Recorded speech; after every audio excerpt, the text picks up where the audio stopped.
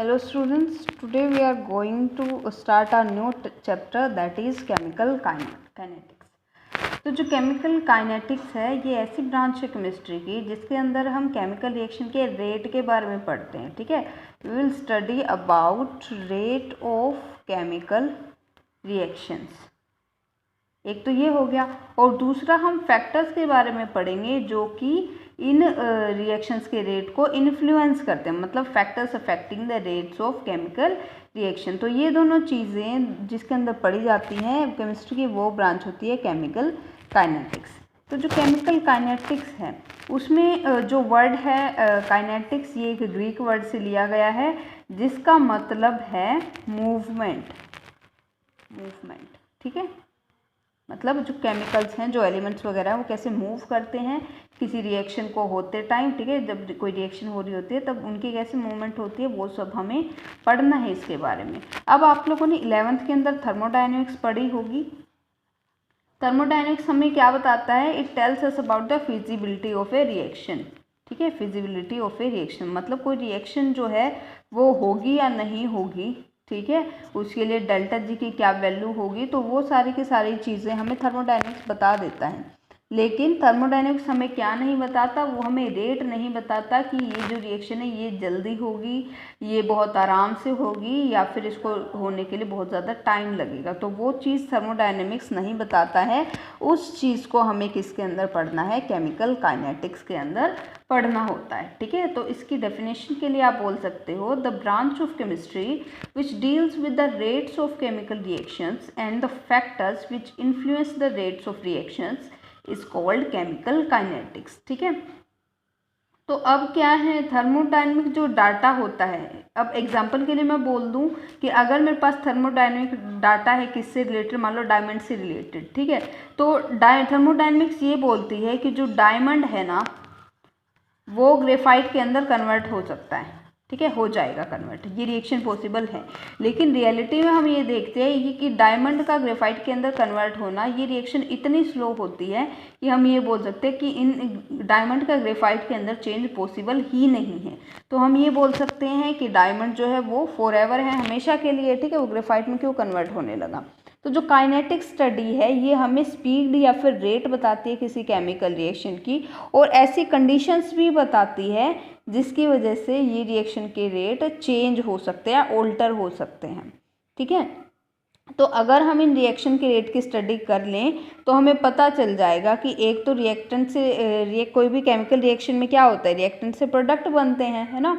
तो उसके अंदर हमें पता चल जाएगा कौन सा पाथवे है जो होगा, मैकेनिज्म मतलब जिसको बोलते हैं mechanism of a chemical reaction, वो हमें पता चल सकता है इससे।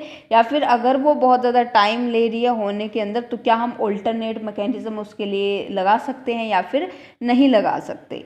ठीक है, तो अभी क्या है, जो सीबीएसई के एग्ज़ाम्स है 2020 के लिए, उसमें सीबीएसई ने कुछ सिलेबस है वो रिड्यूस किया है। ठीक है, तो मैं आपको अभी सिलेबस बता देती हूँ क्या क्या पढ़ना है इसके अंदर और क्या नहीं पढ़ना है इसके अंदर।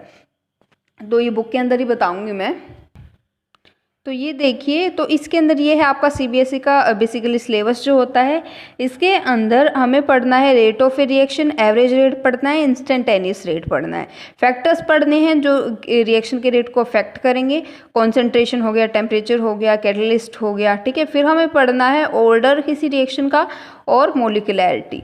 रेट लॉ पढ़ने हैं, स्पेसिफिक रेट कांस्टेंट के बारे में पढ़ना है, इंटीग्रेटेड रेट इक्वेशंस पढ़नी है, और उनके हाफ लाइफ के बारे में पढ़नी है। मतलब जो ये ऑर्डर होते हैं ना, ये हमारे होते हैं, ज़ीरो ऑर्डर होता है, फर्स्ट ऑर्डर होता है, सेकंड ऑर्डर होता है। तो इनके लिए हम इंटीग्रेटेड रेट इक्वेशन लिखेंगे और इनकी हाफ लाइफ के बारे में भी पढ़ेंगे। तो आपको ये सब तो करना है। आपको क्या नहीं करना है वो है कोलिजन थ्योरी का कॉन्सेप्ट अभी रिड्यूस कर दिया गया है, डिलीट कर दिया गया है, कोलिजन थ्योरी नहीं करनी है। ठीक है, उसके बाद उसका एलिमेंट्री आइडिया या फिर मैथमेटिकल ट्रीटमेंट कुछ नहीं करना है, कॉन्सेप्ट कोलिजन थ्योरी का नहीं करना है। उसके बाद जो एक्टिवेशन एनर्जी और आर्हीनियस इक्वेशन वाला कॉन्सेप्ट है वो भी अभी 2020 कोरोना की वजह से डिलीट कर दिया गया है, रिड्यूस कर दिया गया है। तो जो मैंने क्रॉस लगा रखे हैं ये दोनों टॉपिक्स आप लोगों ने नहीं करने हैं, ऊपर वाले तीन डॉट वाले टॉपिक्स हैं ये करने हैं आप लोगों लोगों को, ठीक है। तो आप लोग अपनी कॉपी के अंदर भी इन चीज़ों को लिख लीजिएगा ताकि आपको बाद में कन्फ्यूज़न ना हो कि एनसीईआरटी से क्या पढ़ना है क्या नहीं पढ़ना। सिर्फ ये ऊपर वाले 3 टॉपिक पढ़ने हैं, ये पीछे वाले 2 टॉपिक एनसीईआरटी में से नहीं करने हैं, ठीक है। तो अभी आप लोग हम शुरू करते हैं rate of a chemical reaction. हमारा टॉपिक रहेगा rate of a chemical reaction. आप टॉपिक डालिएगा rate of a chemical reaction. तो हमें पता है एवरीडे लाइफ के अंदर हम बहुत सारी केमिकल रिएक्शन देखते हैं जो अलग अलग रेट्स के ऊपर हो रही होती है। कुछ रिएक्शंस इतनी रैपिड होती हैं कि अगर हम रिएक्टेंट्स को मिक्स करते हैं ना जस्ट, तो तभी वो रिएक्शन हो जाती है। कुछ पीपीटी बन जाते हैं, कुछ कलर में चेंज आ जाता है, ठीक है।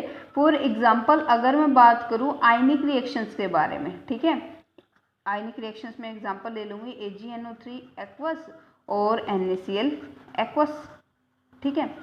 ये जो है ना, ये जब हम इन दोनों को मिक्स करते हैं सोडियम क्लोराइड के एक्वस सॉल्यूशन को, जो सिल्वर नाइट जो ये है हमारा, ठीक है, AgNO3 सिल्वर नाइट्रेट, इसके सॉल्यूशंस को अगर मैं डायरेक्टली मिक्स करती हूँ तो ये जो सिल्वर क्या बनेगा, सिल्वर क्लोराइड के वाइट पीपीटी बनेंगे, मतलब वाइट क्रिस्टल्स बन जाएंगे AgCl के सिल्वर क्लोराइड के, और बन जाएगा यहाँ से NaNO3 एक्वस सॉल्यूशन के अंदर ये रह जाएगा।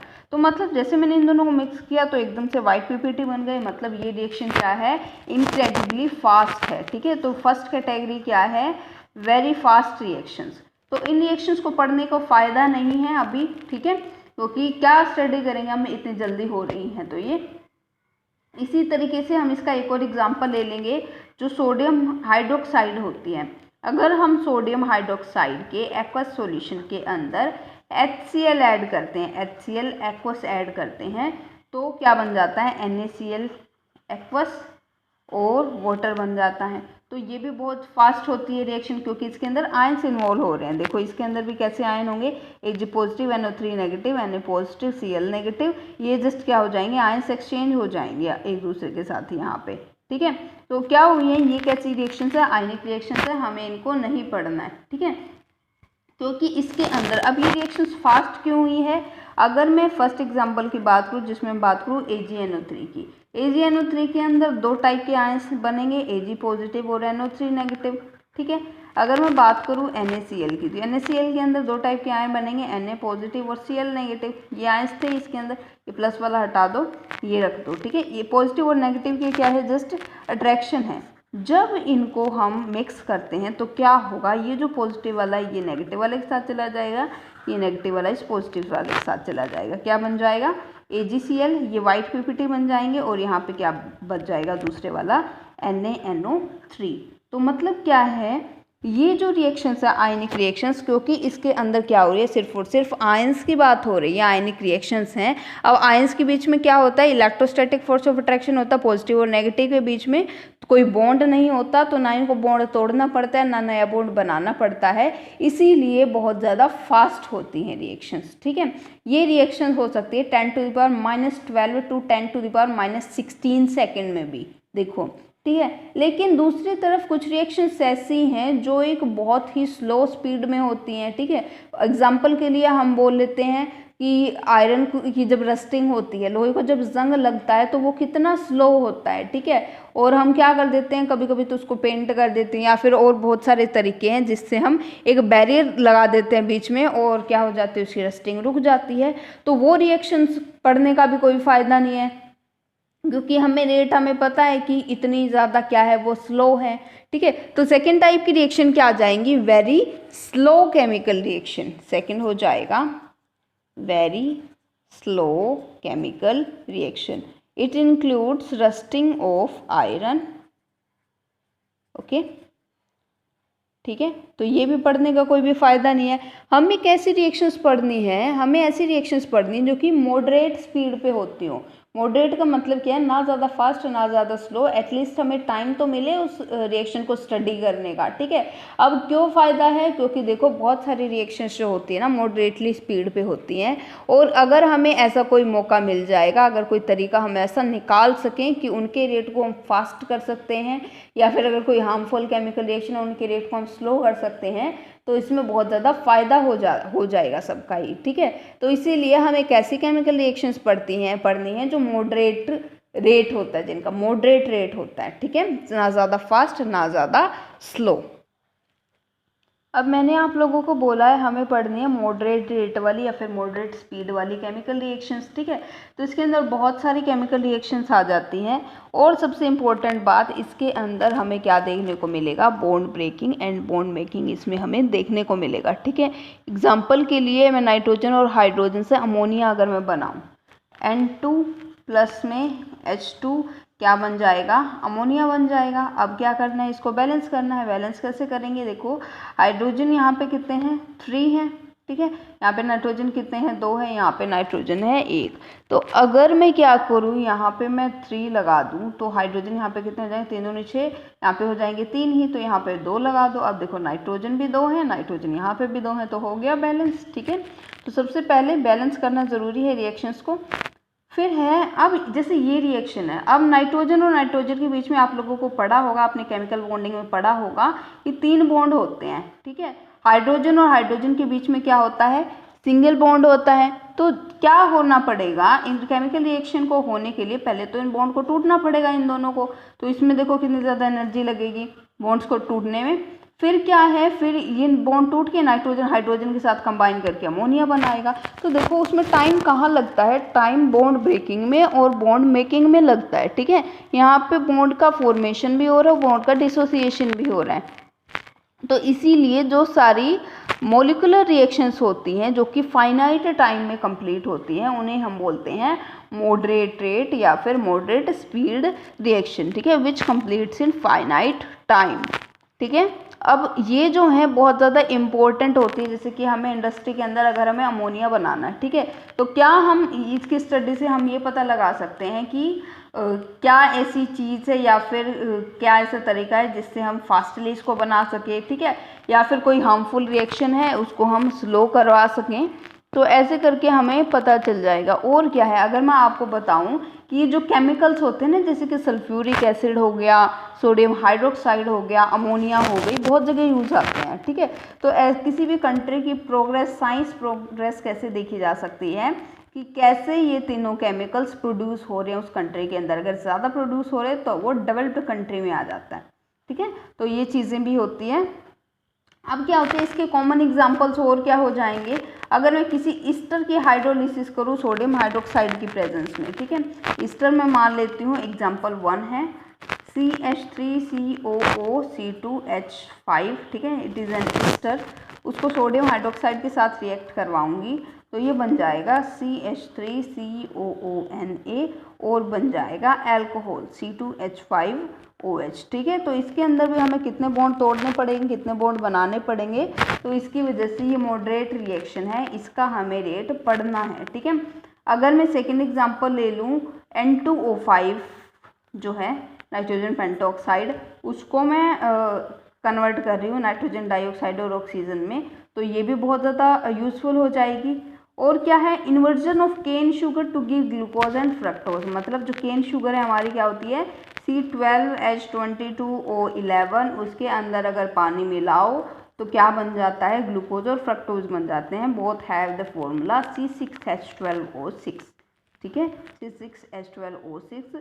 तो मुझे क्या करना है, ये सारी के सारी रिएक्शंस कैसी है, मॉडरेट रेट या फिर मॉडरेट स्पीड की रिएक्शन है, इनको हम पढ़ सकते हैं, मतलब इनके रेट को स्टडी किया जा सकता है, ओके। और यही हमें पढ़ना है।